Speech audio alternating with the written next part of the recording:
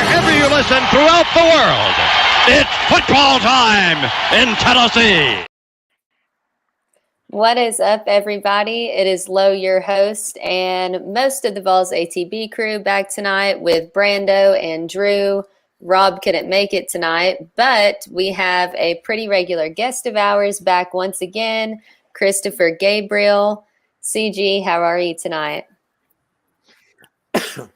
You know, this is the curse of radio. Right when you crack the mic, oh, I got a cough. I'm doing great. It's great to see you guys. Sorry that Rob can't make it. I'll just get this out of the way now. All right, I don't want to incur anybody leaving, but it's well, you know, it's the Lord is good. Anyway, it's great to see you guys. It's always a blast to come on and hang out with you guys and talk a little Tennessee sports. Absolutely. We're happy to have you on here. Just so I don't forget, if anyone is listening right now and you want to follow CG, you can follow him on Twitter at CG Program. Always has awesome content. And we had, I think, a lucky break because we had a bye week and got to watch college football stress-free, which was definitely needed after the way we've opened the season. And we also got to move up to number 19 in the polls without playing. So that was quite interesting. Before we dive into South Carolina recap and Texas A&M, what was the most shocking thing for each of you this past weekend? I was fully convinced that Texas A&M having the advantage of Kyle Field was gonna take care of Alabama. Like they had all the mistakes, defensive turnovers, like taking advantage of Jalen Milroe, and they still cannot get it done. Jermaine Burton having a career game. That guy was just in the end zone pretty much the whole entire game. Kyle Field was rocking, but they still could not get it done at home, which makes me, has had me intrigued the last week as they come to Neyland Stadium. 102,000 there in Aggie land, now coming to a hostile environment. I really thought this was going to be A&M coming off a win, and I was going to be a lot more scared going into this week. I guess you could say A&M, but for me, it's how Miami lost that game against Georgia Tech last weekend. That was the worst coaching performance I think I've ever seen in my entire life. And that's after living through Butch Jones and the Jeremy Pruitt era especially. 35 seconds left, third down. They don't have timeouts. All you have to do is just knee, and they run the ball and they fumble it. It was the most inexcusable thing I've ever seen in my life. And thank God Tennessee does not have, any incompetence like Miami does with Mario Cristobal. Jesus. Yeah. Drew stole my fire. I'm a little older than all of you, so I'll just say in my longer seasoned life, I've only seen that happen one more time, and go figure, it was the same coach. I watched the Stanford-Oregon game when Cristobal did the same thing. I'll tell you, they went out of their way to get him to come home. I get it, but in a lot of places, and I'm not somebody ever on the air or online who advocates for coaches to get fired, but to me, that is a fireable offense. That should never have happened. The shot of the one Miami Hurricane on the bench saying, "What the bleep are we doing?" I mean, yeah, we were all there with them. Drew's absolutely right. That was just an abomination. He cost his team a game. And I'm surprised that the alums haven't been flooding the Miami Athletic Department saying, "What the hell are we doing here? What is this?" Yeah, ridiculous. Yeah, all of those are great ones. Obviously the Miami thing takes the cake, but also more shockingly was me pulling that parlay off, to be honest with you, because I literally, for me to win that, 2 scores came off the board, and I got the push bet, and something else happened. I can't remember. And I was just watching all day. Like, I had already thought I lost like 4 times, and then I ended up winning. So that was pretty incredible. And I probably won't be betting. Low? No, go ahead. Oh no! I said, this delay ends up encouraging interruption, so I apologize. I didn't mean to interrupt you. I was just going to say, if you switch your question a little bit, what was the most amazing thing this weekend? It was that Hendon Hooker-like drive from Dylan Gabriel for Oklahoma to take down Texas. Yeah. It wasn't Hendon, because Hendon did it in 2 plays and got us down there. But that drive from him, he cemented his legacy in Norman with that drive. That was really really impressive. That young man was in full control. Impressive drive. Yeah, and that was an incredible game to watch. Honestly, it didn't really matter to me who won, but in the end, we have to play Oklahoma next year. So Yeah, I mean, these are two teams that are coming into the conference next year, and that was a way to kick it off on Saturday as like the early game. But this Texas team that went in there in the Bryant-Denny, beat Alabama, and then loses to Oklahoma, who had a slow start to the season. A lot of people weren't really thinking about Oklahoma, but we obviously know the Red River rivalry is like one of the most craziest series, especially going into the next year where everything's about to change. Just crazy to see Oklahoma have that kind of drive to win the game. And Dylan Gabriel and Jeff Levy, man, like a lot of glimpses of Heupel, and even the announcers were mentioning how it was like the Heupel offense. Obviously, some hints at the UCF days where they're comfortable with each other. But man, Dylan Gabriel and Levy are on fire, and I think that's a team that has awakened the nation a lot more. Oklahoma is legit, and it's not just their offense, man. They have a top defense in the country as well. Yeah, I mean, I think Dylan Gabriel actually solidifies status as, being one of the top guys in the Heisman running. And honestly, that was a good Texas football team that they beat as well. And it was back and forth the entire game. I think Oklahoma is a great shot, not just making the playoff, but even being a national title contender too, because that team is legit. I mean, what Brent Venables has been able to do within that 2-year span is impressive. Everyone hated that hire too. Yeah. I thought it was a terrible hire. I have to agree. They have such a great. I mean, you're good. Go ahead, CJ. I was just gonna say, I remember when he got hired, and we all remember that. And so many Sooners fans, I know, and a couple of media guys in Norman, they were thinking, we got to hire an offensive guy. This guy's not going to work, and obviously he's worked quite well. And that game reaffirmed. I think you guys touched on it. Reaffirmed. We've seen all of the hullabaloo, and I can get that word into this, is great, with Oregon, Washington, SC, UCLA going to the Big Ten. But this just reaffirmed how cool it is that Oklahoma and Texas are coming to a conference with Tennessee, Alabama, LSU, Florida, Georgia, and so on. I mean, it's going to be such a monster conference. It already is. And with them coming, it's going to be even better. Yeah, I have to agree. But to be honest with you, I was watching that game and I was like, God, I can't imagine if we were playing either of these teams right now. Like, they looked really legit, and both of their lines on both sides of the ball. And I was just imagining what it would be like if we were playing them. And I don't think it would have been very pretty, to be honest. Just saying. I mean, the one that we really didn't talk about, there's two games that I was going to mention, late night games. The Notre Dame and Louisville game where freaking the coach from Purdue, man, I'm blanking right now, but that was Jeff Brom. Yeah, Jeff Brom. The Jeff Brom legacy is underway at Louisville, man. Like a quiet 5-0. I would not think that we'd be at a point where there's 3 undefeated ACC teams, and Clemson's not one of them. It's just kind of wild. And then on top of that, man, Caleb Williams and USC with their mighty fight against the Arizona Wildcats at 2 a.m. That was when I stayed up for. It was very disappointed in the ending, but wow, just to see USC kind of crumble there to Arizona was just insane. Can we at least just get this out of the window? Louisville's win was a good win for them. I won't deny that at all. But Notre Dame, year in, year out, for the last 35 years, it feels like, is the most overrated program in America. I mean, it was you could see that game, them losing that game by a country mile. It wasn't even close. Every year, everyone acts like, oh, Notre Dame's going to be a college football playoff contender. They're going to win a national championship. And they lose 3-4 games every single season. Good win for Jeff Brom. No disrespect, of course, to Louisville. But yeah, I think that for me, I feel like the bigger story is the fact that USC struggled tremendously. I love that, CG.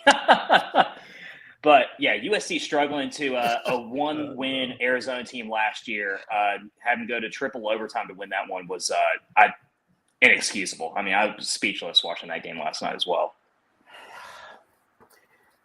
All right, so you've opened the Notre Dame door. Growing up in Chicago, I was 90 miles from Notre Dame, and in Chicago, either you love them or you hate them. I was firmly and still am in the latter. Only Notre Dame and their fans can have maybe 3 losses and say, you know, we've got a shot at the playoffs still. And the sad thing is that it's largely true. Notre Dame, I mean, now Texas, hasn't Texas now become the Notre Dame of the South or the Southwest? Because now they're back. We're back. The Longhorns are back. They're always back.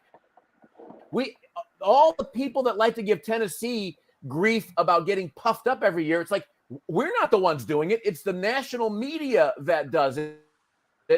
Texas gets the same thing, but I can't rejoice more in a team losing than when Notre Dame goes down. I can't.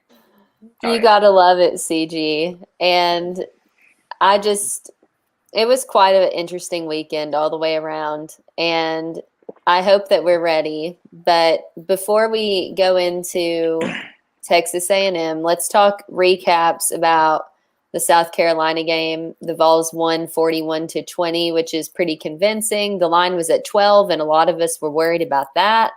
And then all of a sudden, everyone seemed to step it up. One key takeaway that really gave me a lot of positivity moving forward is that, in my opinion, this was Joe Milton's worst game so far, and we still won by 3 touchdowns. He had 2 interceptions, which you could argue one of them wasn't his fault, but I just thought that our defensive backs really stepped it up. I thought our line play looked better, Coop being back in. It seemed like a lot of people, obviously the running backs as well, really shined. And I'm not saying that Joe played bad, but I'm just saying in general, like with him, he did not have to play so excellent for everyone else just kind of stepped it up and played better. So we ended up getting a nice convincing win. And that gave me confidence moving forward that we're progressing and we will continue to progress. I mean, yeah, the first interception across the middle where that safety was just sitting there, that one was just inexcusable. I think when me and Lo looked at each other, we were like, what was that? Like that ball was like it was an awful ball. But Joe also coming off that UTSA game where he got wrapped up. We didn't see a lot of the running game from Joe, only when it was necessary. I thought some of his game was limited. The running backs stepped up huge. Jalen Wright, Dylan Sampson, and Jabari all having major impacts and huge chunk plays. Cooper Mays, man, he made the offense go. He was a little out of shape, but I think over this bye week and going into A&M, we're going to see a refurbished Cooper. And that was a huge change, man. Like having Mincy on the outside, having Ollie Lane, Carrick didn't give it a go. It was a brand new offensive line, but they found ways to make it go and to get the double teams they were for the running game. That was huge. That last week is going to be huge. This upcoming game against Texas A&M. And on the defensive side of the ball, man, whatever we are paying Rodney Garner, it is not enough. The defensive line, James Pierce, it was electric. I think 7 sacks total on the game. James Pierce is proving that he is, all the hype of the On3 5-star ranking. And I think that the defensive line is only hitting its stride, man. They're only going to get better. And I think the DBs are only going to get better. And Kamal Hadden having that pick off of James Pierce's pass rush, this made the whole Neyland Stadium explode. It was a crazy environment, a blast. It was fun sitting in the south end zone and being rowdy. I think everyone around us was either on suicide watch or also ready to give their all for Tennessee at the same time. Like every other Absolutely. Like we had some crazy people next to us in Section N. Like they were giving their all. So it was an overall good win, and I'm happy with both sides of the ball. I mean, I thought, honestly, I didn't think Joe played bad at all. I mean, outside of that one interception that he had across the middle early start off the game was rough. But, he had the right decision-making. And, I mean, there's only so much you can do when you have guys like our tight ends, Ramil, and them dropping passes on key third down plays as well. Like, he's put the ball in the right spots. And, his decision-making, I feel like, has improved a lot as the season has gone by. And even if that second interception he had towards Jacob Warren, I mean, Jacob Warren could have fought for that. And realistically, if you look at that play set up the next touchdown, the next drive anyway. So it was just a long punt more than anything else. But I thought the defense was outstanding. This was the best game they had in the season by far. I mean, Rattler getting sacked 6 times, completely shutting him down, 2 for 14, I believe, on third downs as well. Just absolutely incredible. And I hope finally, after the last couple of weeks, that Kamal Hadden finally gets the respect that he deserves. He is by far, not even close in my opinion, the best guy that we have in our secondary. He shut down Xavier Legette, who is arguably the best wide receiver in the SEC as far as talent goes, and made him completely ineffective the entire game. I mean, Kamal Hadden, the boos that he got, in the stadium from not just this game and UTSA, it's just disrespectful. It's dumb.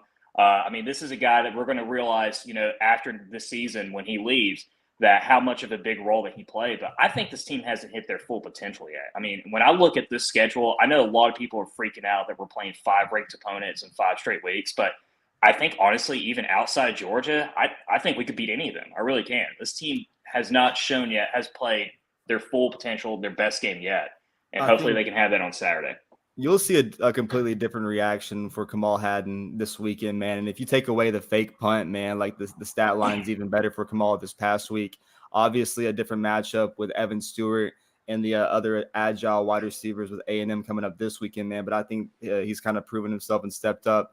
And he's won, chest bump tackle, converting into a real tackle away from, the fan base praising him. So I think there's a lot to improve, and he's only getting better, man.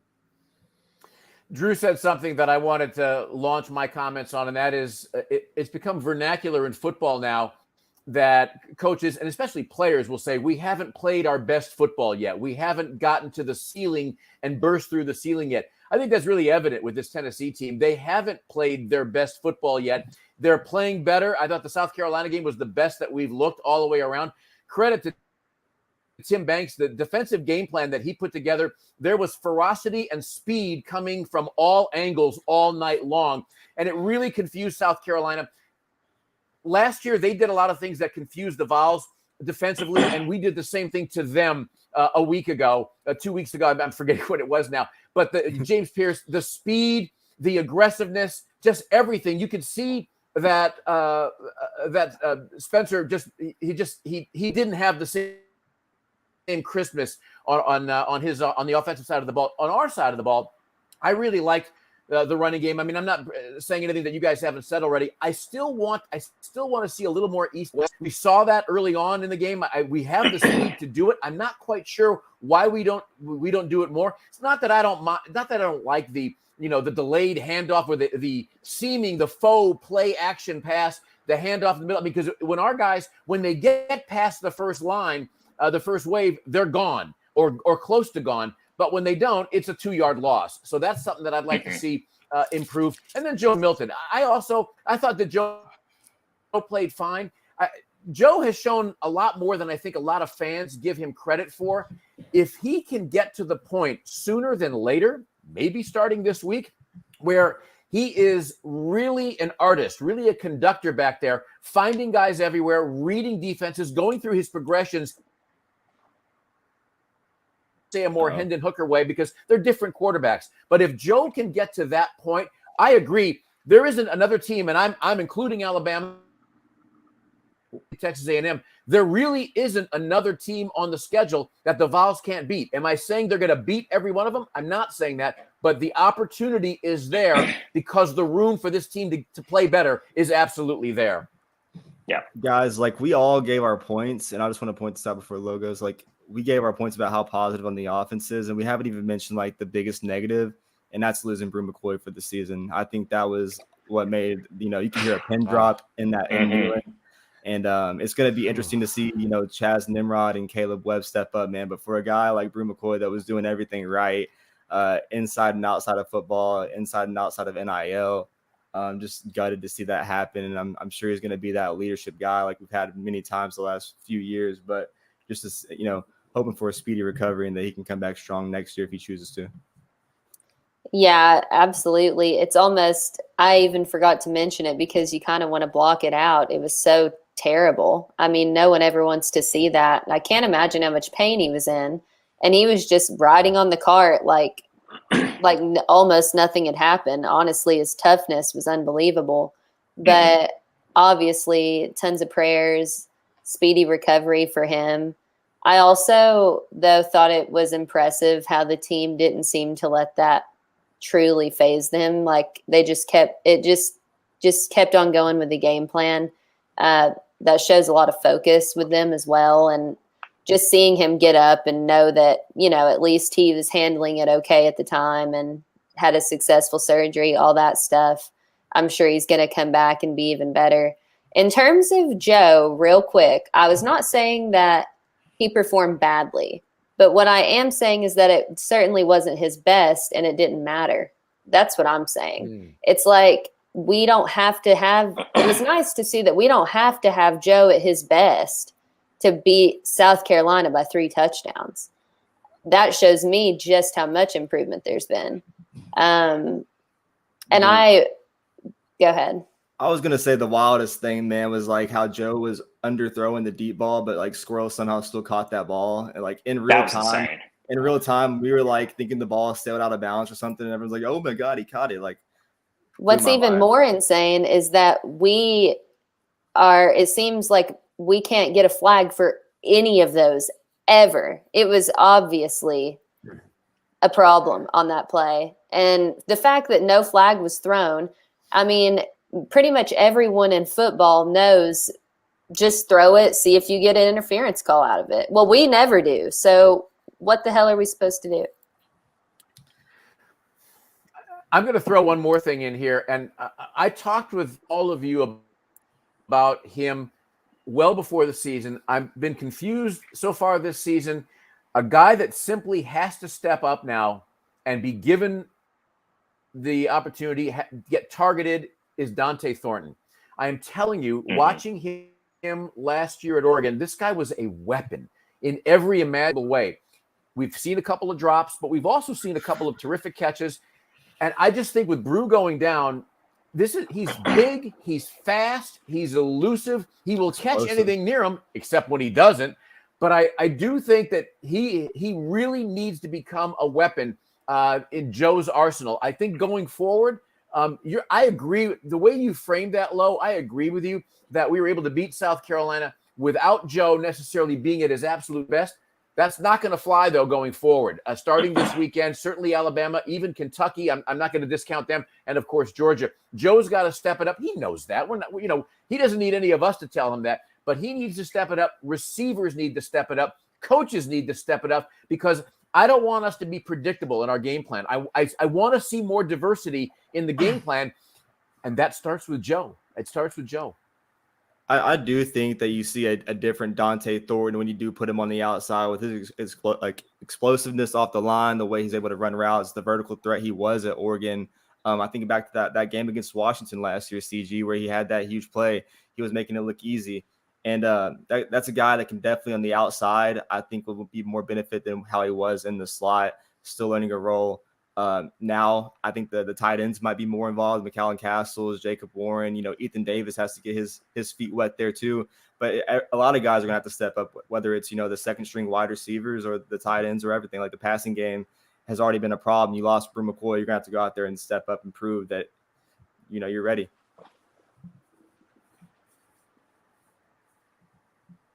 Drew, you have anything to add? I'll add. Oh, sorry. No, go ahead, CG. Go ahead. I was going to say one thing that, when I jumped on, one of our favorite radio stations in Knoxville, sports stations, Fox Sports Knoxville, one of the things that I said there, I think I'm going to say here, and that is that we keep hearing, well, the Vols don't. Who's the Jalen Hyatt? The Vols don't have the go-to receiver. The way you find out who your go-to receiver is letting Joe air it out more than he's being allowed to air it out, throw it downfield, and make guys go up and make a play. Because when somebody starts to make a play or two or three, then we say that's the go-to receiver. It's really weird, man. Like I feel like they're not letting Joe really fly. Like I think you have to get 2 first downs before they really try to open him up on a drive. And even then, like I feel like they're more comfortable when he's like inside the 240, is like from the 40 to 40, when they he's also the most accurate. Like other than that, the consistent runs that we saw against South Carolina, where the double team blocking was critical to open up for Jalen Wright and others. I think that, it's weird. Like, I don't understand why they don't do it, but we saw where it can be effective. He's hitting guys in their hands. There's been a lot of drops, to be fair. Well, actually going back to CG's point about who was our Jalen Hyatt and things like this, people forget that last season, that until Cedric Tillman went down, Jalen Hyatt didn't really solidify himself in that starting rotation. And I'm not going to say this is going to be the same situation, because who knows with this offense. But this might be the opportunity, whether if it's Dante or if it's, Nimrod or Caleb Webb, where they'd be able to solidify their status on being that vertical threat that Tennessee's been looking for all season in the wide receiver position. So I mean, I think this is a good opportunity for a lot of our guys. And the one thing I think we can all agree is that we actually have the talent and depth in that position where we can have a next man mentality that could be able to, perform.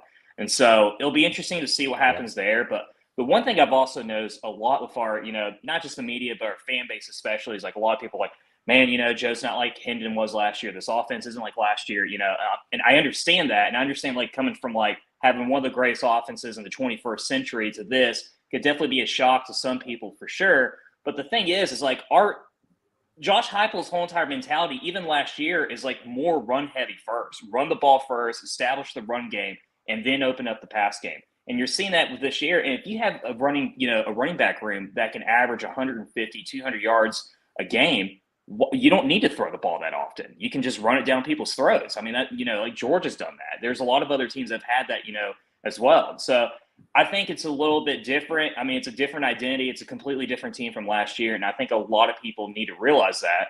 And who knows? I mean, I think our running back room is going to be essential within the next 5 games. I mean, and they could be the difference between us being 5-0 or us being 2-3 in this, 5-game stretch.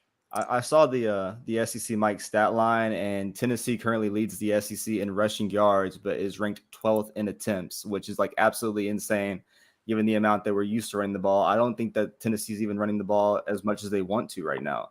And obviously that's crazy to be number 1 in the conference, but you're going against the number 1 rushing defense this weekend.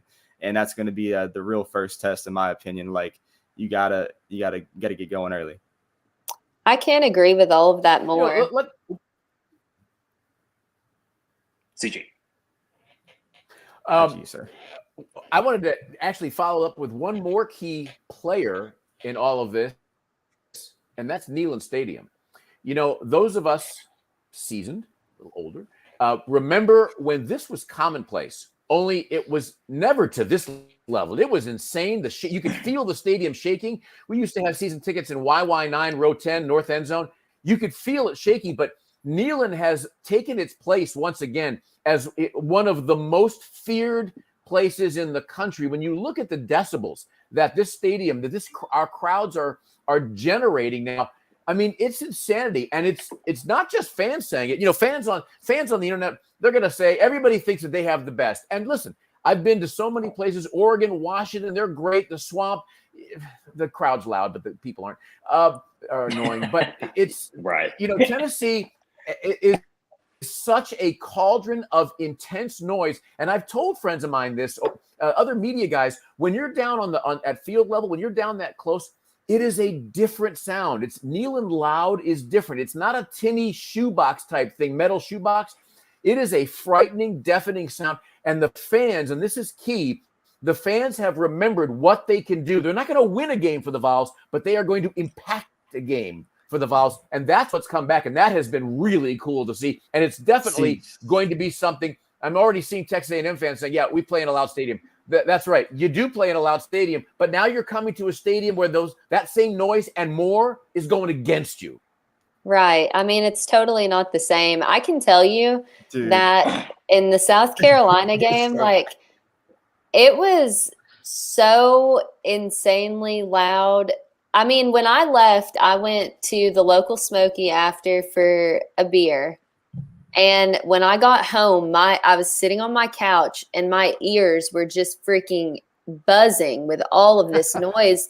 It reminded me, it's certainly not the Alabama game, because the Alabama game, the next morning, my ears were still freaking ringing.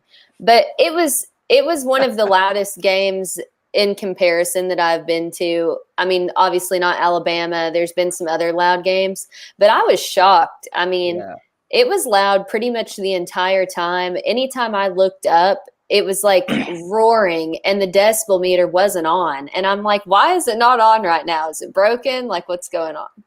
I mean, it was definitely crazy. Like, I was just saying, like, being in the South end zone, man, like the people around us, some were overserved, but like they gave their all for Tennessee. And it was just a crazy experience. And like, I was sitting next to Lowe's family and they were like, this is one of the rowdier games we've been to. Like, they weren't, really ready for it until come kickoff where all the Spencer Rattler chants were happening. Like, a real Neyland at night, South Carolina, all the personal vibes, the last years to this year leading up to the game week, saying, oh, we'll be fine in Neyland Stadium, and going out there with a W.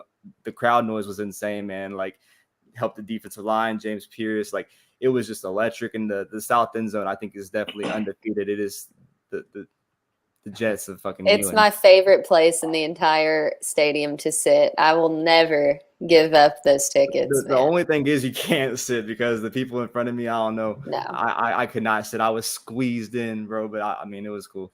Yeah. I usually don't sit. It was electric. I wouldn't say it's the loudest I've been a part of. I mean, that Alabama game last year, nothing will ever top that, I think, in my opinion. But I will say, though, when Kamal hadn't had that pick six, that was the most insane I've seen Neyland in a long time. It kind of reminded me of Lott back in 2013 when we blocked that punt against Georgia and returned it for a touchdown as well. Like, the stadium, I was up in the upper deck. It felt like the upper deck was shaking. It was unbelievable. But yeah, I mean, a Saturday night in Knoxville, especially the dark mode, I mean, it was electric. It was one hell of an atmosphere for sure. I mean, it's kind of hard to top an environment like that, and then you get a week off for the fan base, and you put Checker Neyland out there on the first Monday of game week, and you have everyone motivated, ready to run through a brick wall. So, I mean, Checker Neyland in itself is obviously going to be wild, but the whole Kyle Field thing compared to Neyland Stadium, like, building up, I think that'll, like, make people just want to prove to be crazy in general. The home field environment is going to be insane. I wish that one of my biggest wishes for Checker Neyland is they would switch the checkers every year. I've been in the white section every year that we have done it. I'm sick of wearing white. I'll just say there is no better athletic director than Danny White. Talk about a guy that just, the old phrase, he gets it. He completely gets it. And when he puts things out to Vols fans asking for their opinions and people give him, he listens. I mean, none of us need to look any further than those two sets of VOLS letters on the south end of Neyland. He listens. He's in touch. He's young, edgy, cutting edge, but he's so forward thinking, and he's a guy that understands. You look at the bounce house that they call his old place at UCF. He understands the value of jacking the crowd up, and jacking them up even more. And, of course, Josh Heupel understands that as well. That was the one thing – I don't want to dovetail too far here. That was the one thing of a couple of things that used to drive me nuts about Fulmer is that he never understood what Steve Spurrier would do, how he would orchestrate that crowd from the beginning of Tennessee week to the point where they were coming in frothing at the mouth. Josh Heupel gets that, and that's all the better for the guys in orange and white down on the field. Yeah, it absolutely is. Brando, you're muted. Every show, dude. Every single show. But okay. No, I agree with CG though. Like the emotion out of Josh Heupel, man, it's just crazy to see. Like, he's always getting his fist bumping. He's always in the referee's ear. He always has his little play call, little sheet with him, and I think he definitely gets the crowd fired up, man. If it's like a missed call or an offensive play or an offensive drive, like he's reading the crowd, and to be able to get Neyland roaring like that, it's been a long time, and it's just great to have that kind of back. Really quick. Are you guys surprised at all that? Oh, I'm sorry, Lo. Are you guys surprised at all? The phrase that Josh always has is "You got me, you got me." I am surprised they have not come out with a T-shirt yet. An orange and white T just says "You got me." I'm really surprised at that. Sorry, Lo. I got you. No worries. I was just, when did we switch our third down thing to the purge, and why is that something that I missed, and why is other people doing it? I think it was just like the nighttime environment, because like also during like the last drive of the third quarter, they started playing that little spooky Rocky Top as well. I think they were just kind of like testing the waters because it was really weird. The purge siren has been on several college football game third down stuff. Like it's not original enough. Just say. Someone can remind me on this as well. And granted, I was drinking for 12 hours for this game, so I might not remember That's most true. On this. But didn't they play third down for what as well? I could have sworn they played third down for what? I think they did. Down as well. It was so loud. But can we at least agree? And CG, you haven't been to a game this year, although you might remember last year at the Florida game. But for the love of God, can we stop playing friends in low places at the start of the fourth quarter? I mean, it is just getting – I love Garth Brooks, but it is getting on my nerves on having to hear that song every Freya Drew L. CG agrees. I mean, that song is ridiculous. How's that going to get anyone fired up? Well, I asked that question last year. You know, I'm sitting there and I suddenly hear this. Oh, first of all, I love Garth Brooks. What the hell does that have to do with it? Find something that there is a tie-in with Tennessee, for heaven's sake. That song makes absolutely no sense. I hate to admit it, but when they do the Tom Petty deal at the Swamp, that is a moving, really cool thing. It's ingrained in everybody there. He's from Gainesville. It's a really special thing. This seems forced. This just seems really forced and out of place by light years. I have to agree, but I can't come up with like what the best thing would be, to be honest with you. I don't know. It's not. Oh, I can. You play the guy that's from Knoxville. You play any Morgan Wallen song, and they'll get all the Reds all fired up about it. So, I mean, that's the perfect solution. But it's still slow. It's still slow. It's. Do you not remember the options they had for the home opener? They literally played Friends in Low Places, followed up by fucking Margaritaville. I mean, it can't get any worse than that. I mean, like, seriously. It goes from Friends to...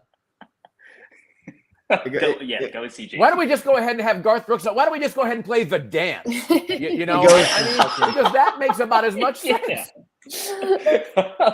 You know? Oh, that was funny, CG. It's a good one.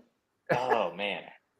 I mean, seriously. Like, I appreciate everything that, you know, Danny White has done for us in such a short span, but this is the one thing that his first L here, and he's got to change it. I mean, the Friends in Low Places is so outdated. It's so old. It's so boring. I mean, play something that's going to fire up the crowd. I mean, play some damn Metallica. Yeah. Play something. Play something that's going to jack up everyone. Yeah, I mean, it would be cool to have a more rowdy thing, especially because Sterl the Pearl is always killing it at the DJ booth, and then we have to listen to that. You know Sterl's taking a nap after they play Friends in Low Places. I mean... I mean, just to throw this out, isn't Kelsey Ballerini from Knoxville also? Yes. Yeah, so she is. I mean, I'm just saying the only reason I bring her up along with Morgan Wallen, there's tons of songs. There's got to be something that is upbeat, that has a Knoxville connection, and my voice is breaking. It's like I'm 18, and you would think that there's something better than having that. I mean, why not? Let's just stay with the Garth theme. How about the Thunder Rolls? I mean, why don't we just go there at this point? I mean, there has to be other options. I mean, hell, take Dixieland Delight back. We already played it last year. Let's just take it. It's ours. Yes. It's ours. It would. I don't mind Copperhead Road. That would be fun.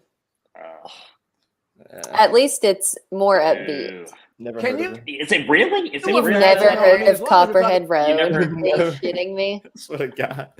Dixieland Delight. I mean, you would have 100. You know, they say on a Tennessee Saturday night, everybody in that stadium, including the vendors, would be singing that, at least that lyric. I'm all for bring it back. Who gives a damn what the Alabama fans think? Nobody cares. No.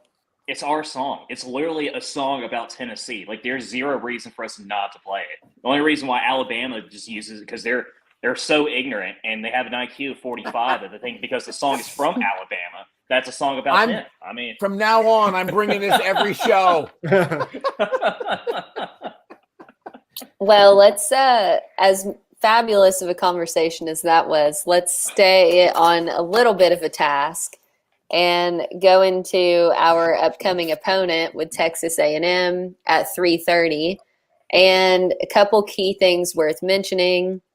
One is that we all expected this to be a top 25 matchup, and it's not. And two is that Josh Heupel is 2-0 coming off a bye week. How does everyone feel about that? I think personally this bye week came really early, and it scares me for the next 5 games, to be quite honest with you. But I'm hoping that we've had a lot of opportunity to really clean things up and get everyone at 100% to get ready for the stretch. Yeah, I think that's exactly it. Josh Heupel said, after the South Carolina game that from a health standpoint, that this was probably the best week, trying to get everyone in the 2-week period kind of back on track before A&M. Thought that was, definitely critical. Being able to stay in that mentality is obviously the most important thing. But Heupel's had a proven track record of doing that. 2-0 at Tennessee off that, but 7-1 in his career. That one loss was 50-49 against Memphis, where his kicker missed the game-winning kick after Heupel came back being down like by 3 scores. Absolutely. So a guy that definitely takes it serious. He keeps his players in check, and I think you're going to have a lot of guys motivated. Even Dylan Sampson and some other guys in their interviews were talking about how they've been watching the game, and they watched the Bama game, and just staying locked in, man. Taking and enjoying the free time outside of football and practice and stuff, but also being locked in and mentally locked in. I think that's probably the most important part as they come back to Knoxville. I think overall, I think the team's going to be locked in and ready to go. It's just going to be a battle of the best rushing offense versus rushing defense, and I think that's going to be huge. I think I think this bye week came in the perfect time, and the reason why I say that is because the staff has gotten a pretty good sample size 5 games in about what our offense, what the weaknesses are, where our potential can be, where our defense needs to improve on. And, you're talking about right before this 5-game stretch, you finally have the opportunity where your guys can just reset, get healthy, just kind of relax, just, play a little bit more chill. And, I think the huge thing for us especially is the fact that A&M is coming off a heartbreaking loss to Alabama last weekend.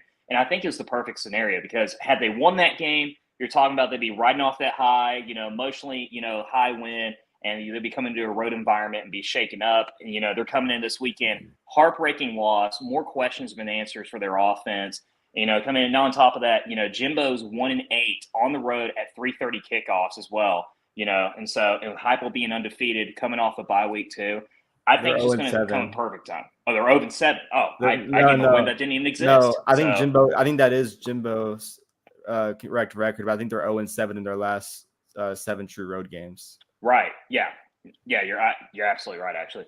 I think this is a perfect opportunity for Tennessee to rebound, and I don't know. I got this gut feeling that this is going to be the game where we finally are able to connect it offensively, and I think you're going to see Joe be able to throw it down, throw it deep more because honestly, their secondary is way more vulnerable than their front 7. So if they can establish the run game, they might have to rely on Joe tremendously. Hear me out. I think the screens might be our biggest threat this game. Just be like how they were unable to guard Burton and some quick little things that Bama threw out there, man. I think, Squirrel White and the other guys, like Heupel said, all these new guys have been interpreted the same way. And I think, the little things might work out to be the best because the running game is going to be so hard. I think the trenches, I think, is going to be the most important thing in this game. There are times that I feel like it might sound like I don't have an original thought because I'm going to dovetail again with Brando and Drew because I think you both make really good points. Let me go back to the beginning with what Lo said about the bye week. One part of the bye week that I believe this came at the right time. Obviously, they had no say in it. The bye was there. Is I think there's an emotional component with Brew going down, and I think these 2 weeks have really allowed. I'm just assuming. I haven't. If I was there, if I was in Knoxville, I'd be going to those practice fields and I'd be getting a sense of what these guys are feeling. But I've got to believe that the severity of the injury, and everybody saw it, and the players saw it. I think sometimes it takes they're 18 to 22-year-olds, and it's going to take them some time not only to realize he's not going to be with them, but to process what they saw and always know that they're one play away from that happening. I think this bye for the Brew factor came at the perfect time. I also think I had no rooting interest in the game, but if you really shoved me up against a wall, I'd say I wanted Alabama to win because of the exact reason that you guys said a moment ago, and that is let's let them come in off a heartbreaking loss in front of their home fans. I am with Drew. I don't know why I feel, or was it Brando who said this? I don't know why I feel like this, the aggregate of everything that we've seen is going to come together this week. I'm not in any way disrespecting Texas A&M. They're a good team. Their receivers are legit, but I do believe the back line of that defense is susceptible. And I think, Brando, I think you nailed it. I think we're going to see a lot of screens. We're going to see a lot of crossing patterns. They just have to have their timing right. And if they do, if we get our guys with all the speed they have in that secondary, it's a track meet that Texas A&M is not going to win. They're just not. I like where the defensive line's been. Mm-hmm. I think that we're going to see the same not more pressure coming from different places from Tim Banks. If we saw that against Rattler, we're definitely going to see that this week. I think it's pretty heartbreaking for an elite Texas A&M defensive line that, gets 6 sacks and doesn't win the game. Like, it's not enough. They sacked Milroe 6 times. You saw like the Knoxville native Walter Nolan kind of crying after the game. Like, they were playing with a lot of heart. They wanted to go into Kyle Field and win that game. And then coming into a game like this in a Checker Neyland, true road game environment, coming off their track record. Like, I wonder if they start to get in their own minds a little bit. Obviously, just a lot of question marks still with that team, but they're still elite in so many ways, man. Like, you look at the little roster numbers and the recruiting rankings of the overall talent, and they're one of the best teams in the country. Oh, yeah. I mean, I would even argue, like, from a talent perspective alone, based off the recruiting classes last 3 or 4 years, they're just as talented, if not even more talented than Alabama and Georgia. The talent's there. I mean, it's loaded with 5-star talent. I mean, Texas A&M is. I mean, they definitely have the talent even to win the SEC. But the thing is like, you have Jimbo Fisher, who, in my opinion, is the most overrated coach in college football over the last 5 or 6 years coaching, underperforming every single season. And if you have to go between Jimbo Fisher and Heupel as far as, coaching you to win, give me Heupel 10 times out of 10 every single time. On top of that, man, like, coming off these past losses and like the way these seasons have gone, where Jimbo Fisher, like, they're done before they even get started. Like, I think if they come to Knoxville and they lose in a really bad fashion, that a lot of A&M fans, like, they don't care how big that dollar sign is on the buyout. Like, they're going to have some doubts seriously in Jimbo Fisher. They gave him a chance with Petrino and, Dirk and getting added and running a whole new scheme. But I wonder how long, with how deep those pockets are over there in Arlington, how long that lasts if they have an L in Neyland Stadium. Well, I'll say this: the day that he got fired, the next day when I was on ESPN here, the next day I came out and said, not only will they never, in my view, will they never win a national championship in College Station, they're not going to win an SEC championship. I just don't believe that Jimbo, the combo of Jimbo, the way he coaches, the staff he's assembled, he's a great recruiter. Nobody will ever doubt him there. But I just don't believe the combo platter of things that he has assembled and the way he coaches in College Station. I just do not see him getting out of that division anytime soon. I just don't. And I never have. And I'll just say this. And again, 2 things can be true. We can respect the heck out of a team. And I have great respect for that team and the talent that you both referenced. But I do not expect Tennessee to lose this game this weekend. I absolutely do not expect it. I'll say one thing. I guess my biggest worry about this upcoming weekend is what our offensive strategy is going to be, because I feel like, in my opinion, just to switch it up, it would almost be better to start out with the pass game to open up the run instead of starting with the run to open up the pass. Because if we do that, we're going to start out deflated because that line is way strong. But if we start out the opposite and hit some screens and some deep balls and then open up our run game, I think that would be the path to success against this team. And I'm not sure if that's what they're going to do or not, to be honest. See, I mentioned in the South Carolina game, like, the way that we were able to double team with our offensive line, like, be able to open holes. Like, I'm not sure that we can do that with, like, our offensive line depth compared to the Texas A&M defensive line depth and talent, man. Like, I'm genuinely curious of how they get off the ball, how they take advantage of the run game. Does Tennessee get going in the run game, or do they have to, have glimpses of last year where they brought Hyatt in on the screen game, and that did open up the run game for Jalen Wright and Dylan Sampson and others. I think that's definitely a possibility where you're going to have to get Squirrel White and Dante Thornton going before you can get Jalen Wright going. I think that big play will be there. The way that, like, Heupel, like, draws up the running game is actually, like, beautiful. The way you've been able to see Jalen Wright and Dylan Sampson kind of run free if they hit the right hole. Getting in those one-on-one situations is going to be critical, but can you do that against an elite set of defense like Texas A&M? It's going to be really interesting to see. I would like to see, D. Williams, there's a lot of discussion about should he get run on some offensive plays. I don't know if that's going to happen or not, but what I would like to see is I'd love to see him in an offensive set, even as a decoy, because the minute he gets into that backfield or in the slot or out wide, there's going to be a lot of focus on him. I just think sometimes you have to test and measure. And I would just love to see a play or two with him on there, even if it's not designed to go to him, to see what it compels the defense to do. Absolutely. This is totally unrelated, but my mom texted me and said that her song request is Thunderstruck so that everyone can get their last beer before the sales end and we can play the Thunder game. Oh, this is one of my all-time favorite games. I've met your mom.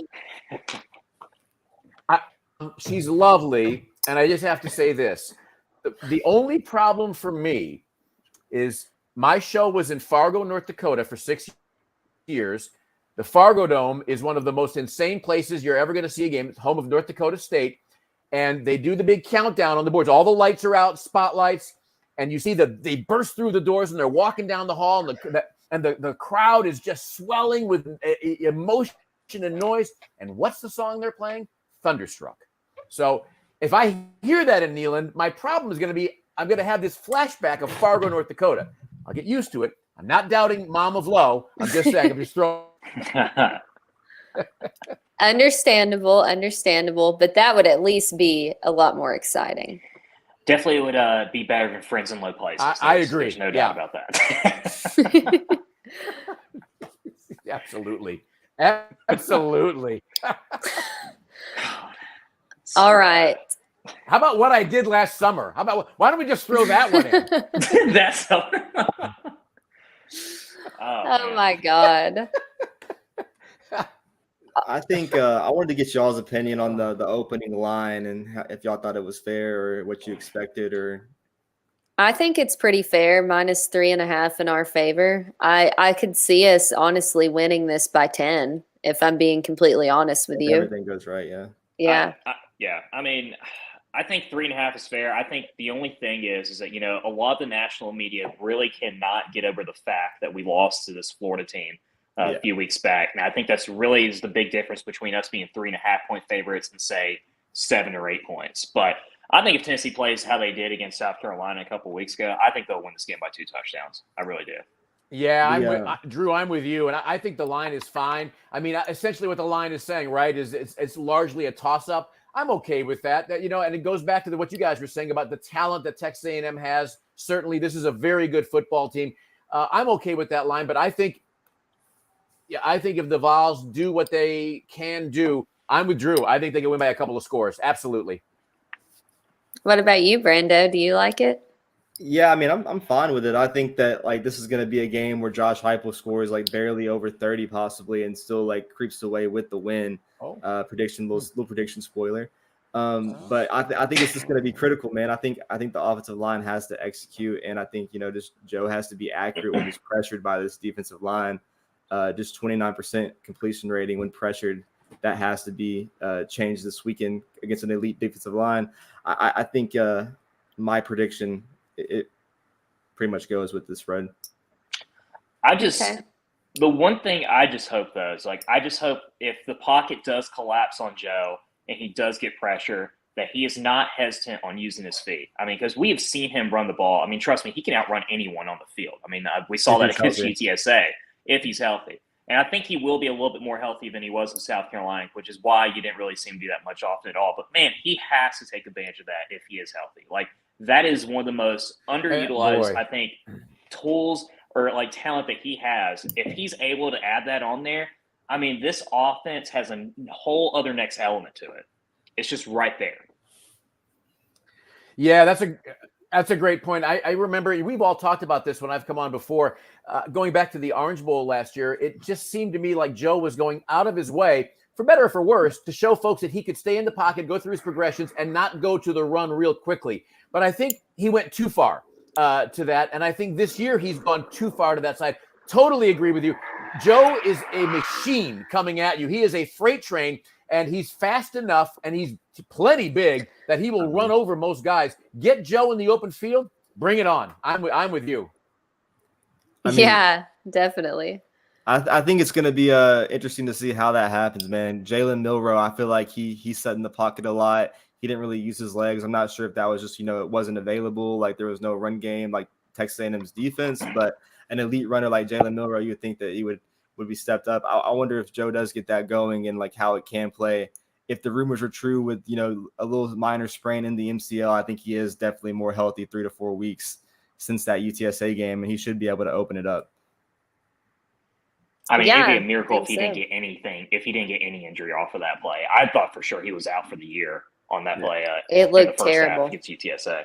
It looked absolutely terrible. I was so grateful to see him jog off the field. It happened right in front of me. I was like, what the hell just happened to his knees? Yeah. I was so shocked and horrified. Milroe's longest run against A&M was for 12 yards, but he had -1 or -31 total rushing yards in that game. Ooh. The thing about him, though, is what I've heard the last few weeks is that he's actually been injured, which is the reason why you haven't really seen him scramble as much as he did last season, which would kind of make sense because, I mean, anyone that watched him last year, especially in that Arkansas game, dude is quick. I mean, he runs like, I think, a 4.3 or a 4.4 40. I mean, he's even faster than Joe. So hopefully, obviously I don't want him to be injured, of course, but hopefully it'd be nice if he is still just a tiny bit injured going into next weekend and not have to use those legs. I want to ask the three of you something because I stay on top of what's going on as much as I can out here. But a question about Nico, and I don't ask this with any agenda at all. Are the three of you surprised at all that there hasn't been really a time, I mean, garbage time, fine, but there hasn't been a time where Josh Heupel thought, I'm going to get him in for a series. We're up a couple of scores. We're up 3 scores just to get him a little playing time. Or do you feel like you're okay with that? Because I don't really know. I can go either way with it. I'm not surprised at all. I think we were all like in agreement after the 1 or 2 UTSA drives and like not seeing him against, South Carolina as well. Obviously, he had that lingering sprained wrist, but I think that like as much as Heupel's talked about, wanting to get him those plays and wanting to get him those drives, you think you probably see that or would have saw that against South Carolina. I'm not sure when that comes now. Besides, if Tennessee runs away against Connecticut, UConn, right? Yeah, UConn coming. Yeah, I was getting there, but I think conference play is definitely important. But I'm just not sure if we'll see it, man. Like you're seeing a lot of underdogs and sleepers in the SEC East and West this year. Like they're having to like not circle past on your schedule. Here's my thing with all of that real quick is that if you throw our backup quarterback out behind what this O-line was, he was going to get toasted, absolutely destroyed. I've said this since we've started talking about Nico. He needs to put on more weight. He has to put on more weight to handle the SEC in general, and putting him behind that O-line was way too risky, and I would have never risked that, to be honest with you, because then what are we left with? We ruin our backup, and then what if Joe goes out? Then what do we have? So I think it's smart to just let him watch and learn under Joe and get those few series in when he can. But I think it's a huge risk to throw him out there behind the O-line that we saw the first few games. I agree with it. Yeah, I mean, I agree completely with Flo over here, especially. And the one other thing I would add too is like, you also want to allow Joe and this offense to have as much time as possible to mesh early in before you get in this gauntlet of the conference schedule. And I don't really have an issue with like Nico not getting that much playing time because honestly, I mean, he's not anywhere near ready. I mean, we all agree that he is an extremely talented quarterback and he's the future of the program, especially. But right. I mean, even CG would probably agree with this. Even 30 years ago, even when Peyton was a freshman and he came in, Peyton was not ready. It took Peyton several games, even to fully reach his full potential as well. So I just think people just need to like hold their horses a little bit quick, just relax because they have to realize if you have to put Nico in, that is worst case scenario. I mean, talking about, running like a backup of an emergency plan, just an absolute nightmare situation all around. So I'm fine with Joe getting as many reps as possible. I mean, he needs it. It's a senior year. The kid kind of deserves it. So, yeah. And my favorite, real quickly, my favorite part of the what you just mentioned about Peyton, because I was for that game when Peyton came in, and I remember the aftermath of that game. I forget the offensive lineman, but Peyton said, because I came in there and I'm all rah-rah, and all offensive lineman just said, just call the damn play. Absolutely. Well, guys, we're rolling out at the hour here, so let's get predictions from everybody for this Saturday. I think I'm not too high on Texas A&M's offense. I think the way they weren't able to kind of score in those last few drives, most of it was on Jimbo's malpractice of coaching. But I think the way they were not able to do that at home is going to be even harder in Neyland Stadium. I do think there might be an instance where Texas A&M's defensive line does cause and gain some points off of some O-line mistakes or maybe even ball security mistakes. I think A&M might find the end zones once or twice offensively, but maybe once or twice defensively as well. I think Tennessee wins this game, but I think it's going to be, like I said, 31-27. I got this a nail biter. Defense pulls it out. Hell, I hope not. What's yours, Drew? Yeah, I mean, I just think there's way too many question marks with Texas A&M and this offensive line of theirs. I'm not really sold on Max Johnson as being the guy at quarterback. I know they don't really have another option, but a lot of question marks there. The way that this defensive line was able to shut down Spencer Rattler, who in my opinion is the best quarterback in the SEC, I think really speaks volume from Ronnie Gardner and this front seven as well. I think you're going to see that same type of attack and aggressiveness as well on Saturday. I think Joe might make a mistake or two. I mean, he's going to have a lot of pressure. This defensive line at A&M has no joke, but I just think we have too much power offensively, and I just think we're going to be just get way too much pressure on them on A&M for offense as well. So I got Tennessee 38, A&M 24. Okay. CG. Yeah, I agree with a lot of that. And I think that Spencer Rattler concerns me more than Max. And I don't, again, not taking anything away from him, but it just concerns me a lot more. I don't know that Texas A&M's the vaunted defense. I don't know that they're going to be able to stop the kind of offense that the Vols are going to bring, especially playing at home. I think the Vols are going to be able to score over 40. I'm going with a score that's pretty close to South Carolina. I'm going to go 40. I'm going to go 41. I'm going to go 41-24 Vols. I think the Vols are going to have their way and get a little bit more on the board late. Yeah, I really believe so. Oh my God. I freaking love that. And I wish I was that confident, but for the sake of this game and my nerves and everything else, I'm going 34-27 Vols. And that's as far as I feel comfortable with at this point. I hope that CG's prediction is accurate, though. Yeah. I hope so too, because I mean, I'll take a 28-27 win, but I think the Vols are going to, going back to something that Drew said about 40 minutes ago, I think we're going to see a lot of things offensively come together even more than we saw them come together against South Carolina. And I think that coming to fruition, I think we're going to see that on the scoreboard on Saturday at Neyland. Well, we can all hope it's going to be an absolutely awesome day. It's my boyfriend's first ever college football game, American football game ever. So I will be out tailgating as much as possible and hoping for the Vols to obviously get a huge win. And yeah, I can't wait to see everybody except CG. No rain. No rain. I hope no rain. Please, no rain. I'm coming in for Georgia. I'll be in for Georgia. I'm coming in for Georgia. No, my mom and dad are in town, so we're trying to find 5 tickets, which you can imagine will be extremely expensive. So I was just scrolling on my phone, and there's one in the Facebook group. Yeah, wow. I'll look. Worst case scenario, I'll be at Cool Beans watching this game. So, all right. I was gonna say I will be at McClung Tower with the Vol Club tailgate in I'm my coming pregame too. festivities. Last week there was freaking Al Wilson and sangria and all this stuff. So I mean, it's gonna be wild, man. They take care of you. Be there if you can, and it's gonna be a rowdy 2:30 CBS game. Thank God we are not listening to commentary.